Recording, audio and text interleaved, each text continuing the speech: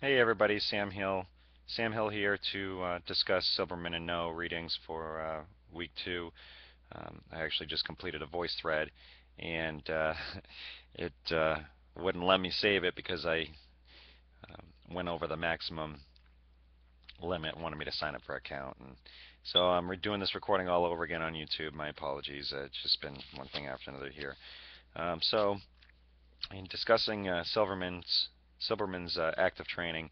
Um, Silberman discusses how active training occurs when participants do most of the work.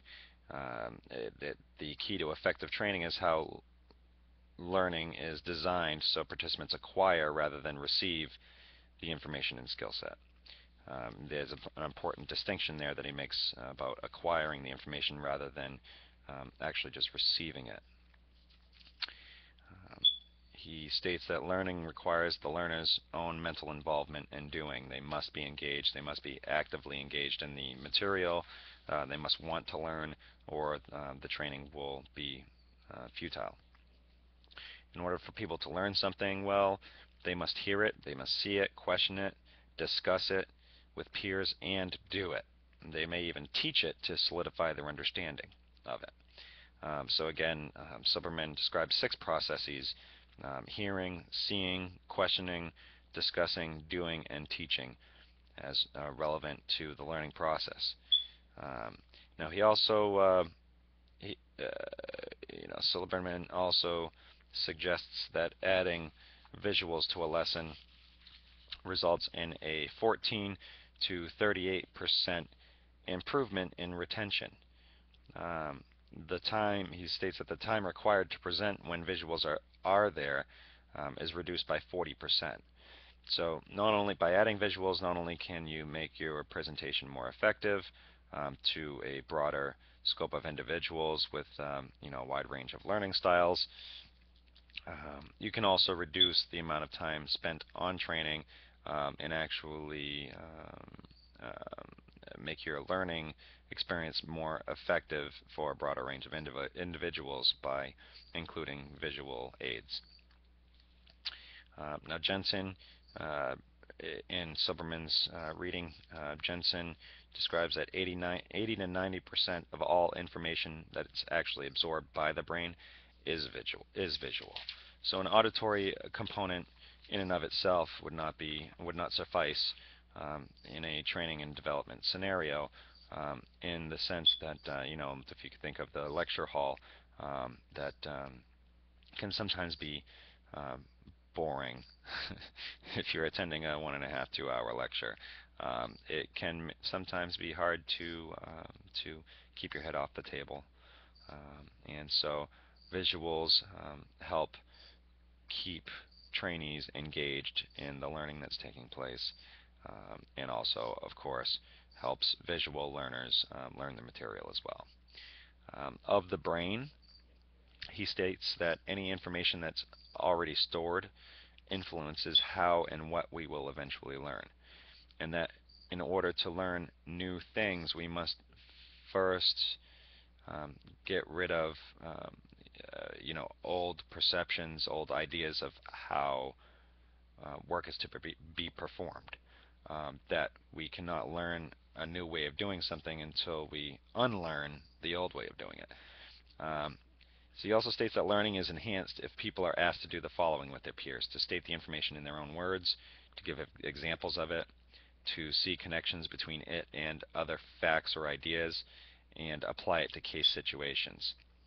Now, Silberman also um, states that research at Stanford University suggests that the optimal learning environment allows people at different times to be partners, teammates, and teachers.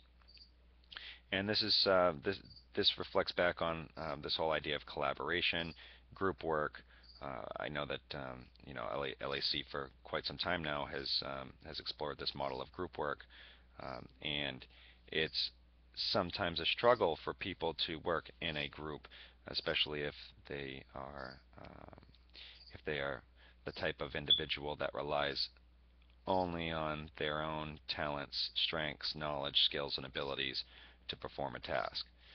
So divvying up those responsibilities to other individuals can sometimes be stressful or what have you. But again, they suggest that the optimal learning environment allows people at different times to be partners, teammates, and teachers, to share information with each other, and to obviously solidify what has been learned. He states that when learning is passive, the learner comes to the encounter without curiosity, without questions, and without interest in the outcome. When learning is active, the learner is actually seeking the information that you are giving. So we move on to the different learning styles. The accommodating learning style solves problems by careful experimentation. Diverging learning style solves problems by taking risks. The converging learning style solves problems through their own reasoning process, and the assimilating learning style solves problems through inductive reasoning.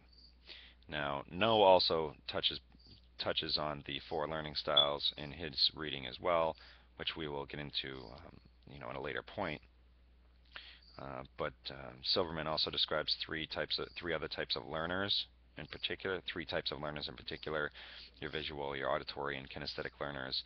We all know what visual and auditory learners are. Kinesthetic learners learn by direct involvement in the activity itself, so they must actually be hands-on doing something in order to learn.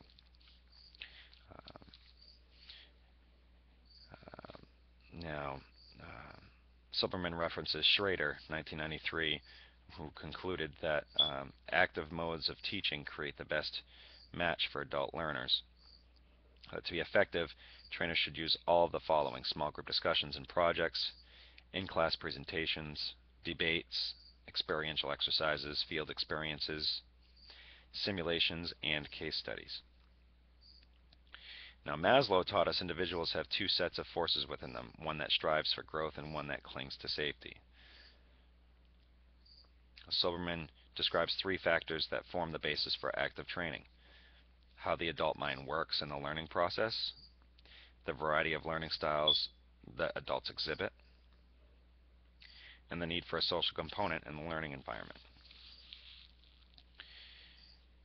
Silberman has us assess the training needs in terms of what is the nature and competency for the roles and tasks that need to be performed. How many participants are there? How familiar are they with the subject matter? What is their relationship with peers, with coworkers?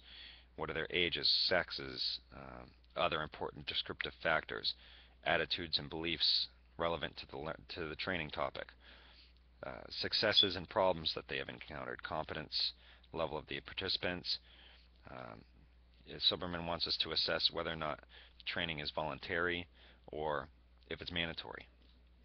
And he also wants to know us to find how well do the participants know each other and what expectations that the supervisors have. Now, this whole idea of collaborating, Silberman and No both agree that the employees and the management have to all participate in the design process, and the assessment portion of it pulls together all the attitudes, beliefs, and expectations from the senior management all the way down through to the trainee. So why do the assessment? Silberman says that the root cause of the problem is not always a lack of knowledge or skill. So we can design training programs, we can do training initiatives all we want, but if in fact the problem is unclear performance expectations, or poor feedback, a lack of tools, resources, or materials for the job, inadequate financial or other rewards, a poor match between employees' skills and job requirements, or a lack of assurance of job security, then training in and of itself will not cure the problem. So Silberman suggests 3 steps in assessing, which is first to pinpoint the problem, which involves interviewing the client, uncovering underlying issues, and identifying the key stakeholders. Then confirming the problem by interviewing stakeholders, assessing the effect of the problem on the organization, and seeking solutions, which involves identifying possible actions and gaining consensus on an action plan. He describes three major reasons for assessment. First, to help determine the training content that will be involved in the training session. Secondly, to allow you to obtain case material that is relevant to the trainees in particular. And third, permits you to develop a relationship with the actual participants prior to the training event occurring. Um, he describes very valuable information to collect on the assessment. First of all, the nature of the participants' work situations, what are their responsibilities, who do they report to, and what aspects of their work will the skills you teach be employed. Knowledge, skills, and attitudes. How familiar are they on the content of the training program? How much opportunity have they had to practice the skills demonstrated previously? What are their feelings on the training topic itself? And also conditions that will affect their involvement, such as what kind of support will they receive after their training, and are they worried about their confidence level in relation to their peers? Do participants feel they were sent to training to be fixed? And are participants accustomed to active learning? Now, Silberman and No both describe several reasons for the way people learn. Um, no begins by stating that to use training to gain competitive advantage, a company should view training broadly as a way to gain intellectual capital. And we'll touch base more on intellectual capital later on, but for now, we'll summarize by stating that intellectual capital involves the basic skills, the advanced skills, an understanding of the customer or the manufacturing system of the particular environment, and self-motivated creativity. Um, Now, No describes that experts estimate that soon 85% of jobs in the US and Europe will require extensive use of knowledge, not only to understand the service or product development system, but also to share knowledge and creatively use it to modify a product or serve the customer. Um, No describes the use of high leverage training, which is linked to strategic business goals, um, and uses an instructional design to ensure training is effective, and compares benchmarks against other training programs. It also encourages continuous learning. Continuous learning being that continuous learning requires employees to understand the entire work system, um, which is the relationships between jobs, the relationships between peers, between work units and the company, etc., etc. No describes how companies have lost money on training due to poor design, which is a design that's not linked to a specific performance issue or to a specific business strategy, a strategic objective, or because outcomes are not properly evaluated. He places an emphasis on high leverage training um, in that it's been accompanied by a movement to link training to performance improvement. Um, Today, training is being evaluated on how training addresses business needs related to learning, behavior change, and performance improvement. No describes this evolution of training from a focus on the acquisition of knowledge, skills, and abilities to an emphasis on learning, creativity, creating, and sharing knowledge. Now, a training design process that No describes here, an instructional system design would first conduct a needs assessment.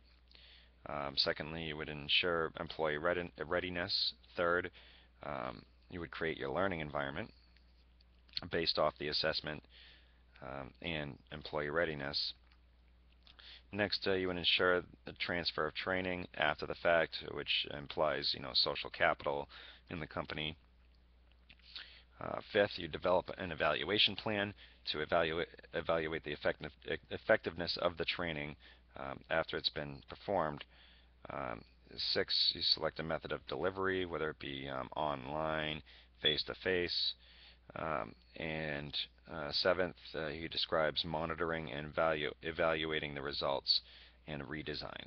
Now, this whole redesign piece is interesting because Silberman, in his training design process, does not um, describe a training design process that is circular in nature.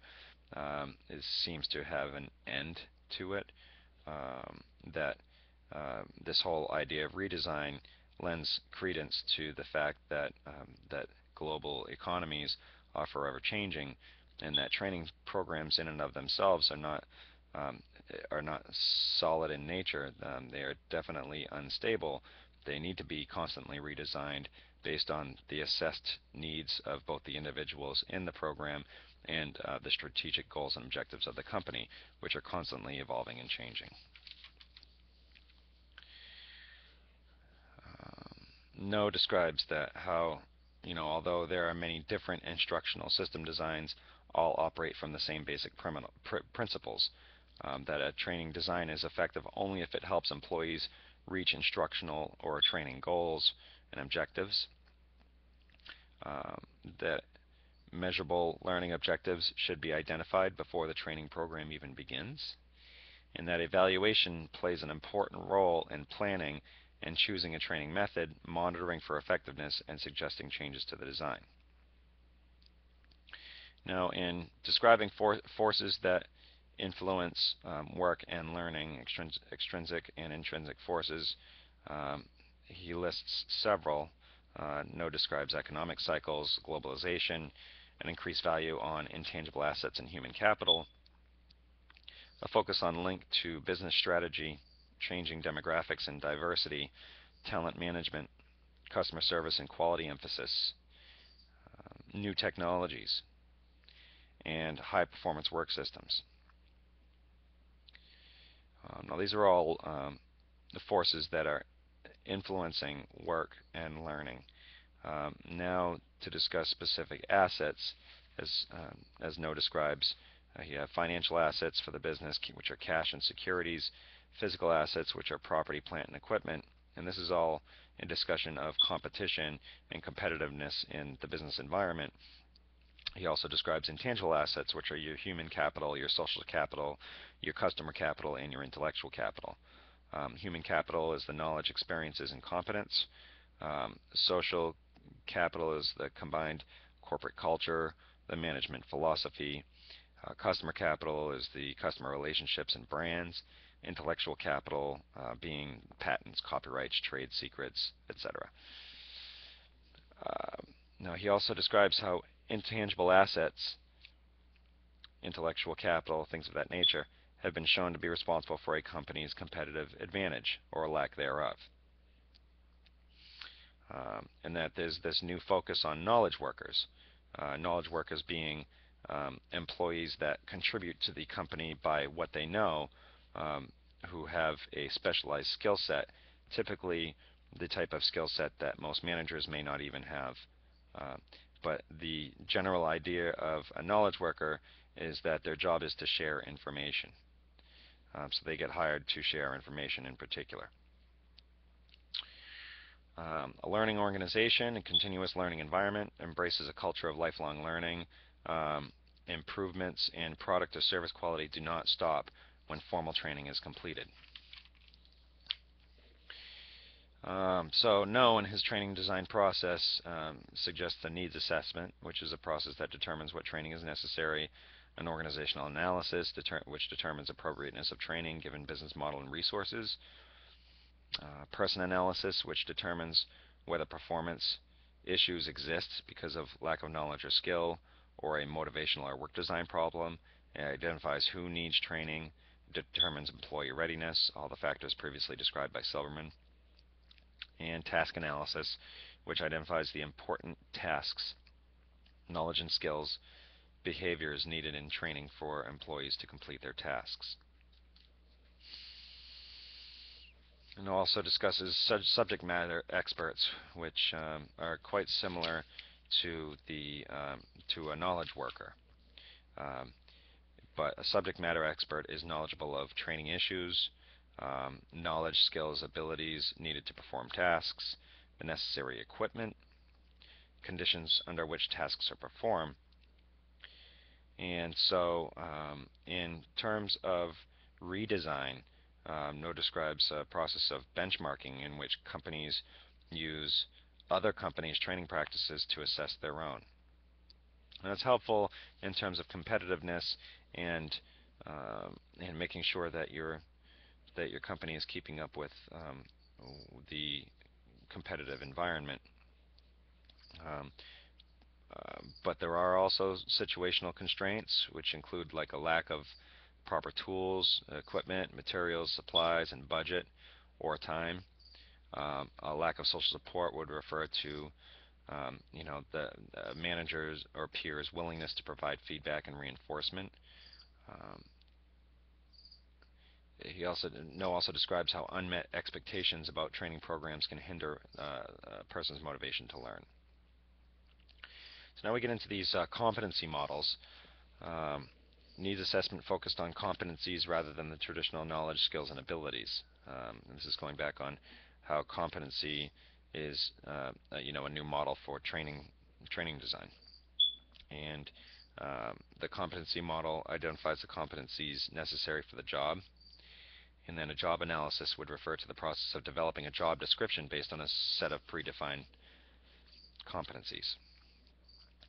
Now, to develop a competency model, interviews are conducted with senior management to identify the specific competencies needed to achieve the company's goals and direction.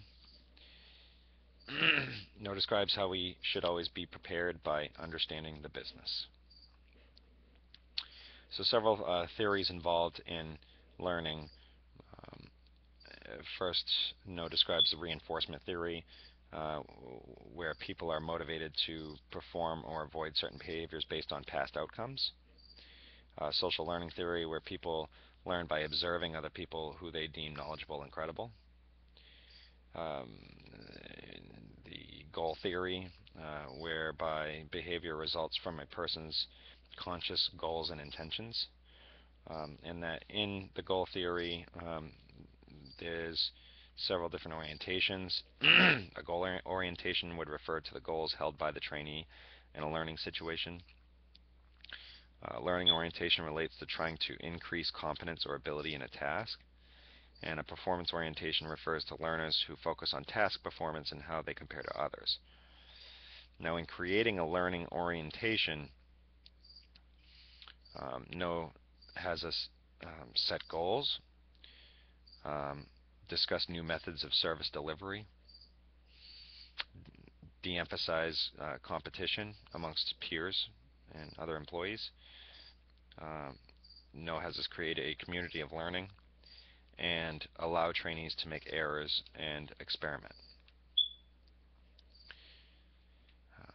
Now, No also describes this process of self-efficacy, which is a person's belief that he or she can perform or successfully learn knowledge or skills.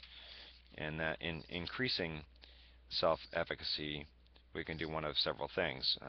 We can offer verbal persuasion, words of encouragement, logical verification, which is a relationship between a new task and one that's already mastered. We can incorporate modeling, which involves using subject matter experts who have mastered the skills and demonstrating for the trainees. And we can use past accomplishments, which involves allowing employees to build a history of successful accomplishments and kind of building up their self-esteem. Now, need theories describes a deficiency that a person is experiencing as a motivation to learn and improve. It could be a physiological need, relatedness need, a growth need. It's several different types of needs, but that in that a need theory describes how one's needs themselves are the motivation to learning and improvement. Expectancy theory, he goes into this expectancy theory, which I find quite interesting, that our effort is directly corresponds with the what we perceive as the value of the outcome. So instrumentality first of all, expectancy, which is we give so much effort, which equates to the amount of performance that's given. Um, then it moves on to instrumentality, which is the performance that we've given leads to a specific outcome. The valence is the value a person places on a specific outcome. So the value of that outcome equals the effort is directly it directly equals the effort that we put into it. So, and then No gets into adult learning theory, whereas these training sessions, typically are not geared towards children, geared towards adults. So we must incorporate adult learning theory into our model. There's five steps here. First, that adults need to know why they are learning something. Secondly, that adults have to be self-directed. Contrary to children, that adults bring work-related experiences into learning. That adults have a problem-centered approach to learning. And that adults are motivated by both extrinsic and intrinsic factors. It's also an information processing theory, which emphasized the internal processes that occur when training content is learned and retained. Um, Feedback provides the learner with an evaluation of the response, reinforcing the behavior as either desirable or undesirable. So in any of these theories, it seems apparent that feedback and the social environment play a huge role in what is learned and what is retained. No describes the learning cycle in 4 stages: concrete experience, reflective observation, abstract conceptualization, and active experimentation, which leads to feedback, reinforcement, and then the learning cycle starts all over again. Now, No also discusses whole practice and part practice, 2 different methodologies for delivering the training content. Whole practice suggests that all learning objectives should be practiced at the same time. Part practice implies that learning objectives should be practiced individually as they are introduced to the training program. No also describes communities of practice, similar to the online community that we have here at LAC, which refers to groups of employees that develop a common understanding of how best to accomplish work. He also describes how research suggests that trainees have the best recall of material when the trainer is enthusiastic and avoids vocal distractions. That being said, that's my summary of Silberman, Chapter 1, and No, Chapters 1, 3, and 4. Sorry about the blurriness there. But I guess the underlying premise here is that a good assessment involves detailed planning in the form of surveys, questionnaires, speaking to key stakeholders, supervisors, employees, middle management, and that all these stakeholders and all these employees must be involved in the design and implementation of the training program in order for it to be effective, in that we must account for all the different learning styles um, in assessing the situation before us prior to developing a training program, in that once a training program is developed, that it should attend to all the different learning styles of the group, which includes, age, gender, locality, their culture, their background, prior experience, the current job position, current job experiences, social support, networking, tools, materials, new technologies. All these things have to be accounted for in the implementation of a training program. But that the 2 most important factors that seem to stand out in all this reading is that a proper assessment must be done prior to creating the training program, and that after the training has been completed, Participants must be allowed time to practice what they have learned, whether it be in group discussion with their peers, through active training exercises, or on-the-job related tasks, or simply observing a subject matter expert or one of their peers who has the knowledge, skills, and abilities already to perform the task. That being said, that's my analysis and summary of No and Silberman. Have a good day.